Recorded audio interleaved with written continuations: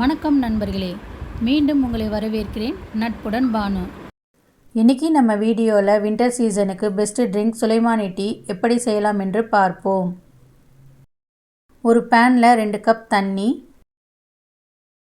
நல்லா கொதித்ததும் ஒரு பட்டை துண்டு, 2 ஏலக்காய், 2 கிராம்பு, ஒரு துண்டு துருவிய இஞ்சி, 1 ஸ்பூன் சர்க்கரை நல்லா மிக்ஸ் பண்ணி 2 நிமிஷம் கொதிக்கட்டும்.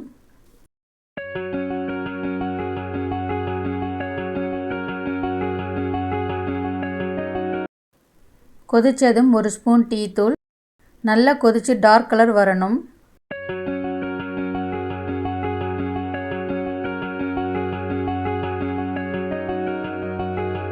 டார்க் கலர் வந்ததும் ஸ்டவ் ஆஃப் பண்ணிடலாம்.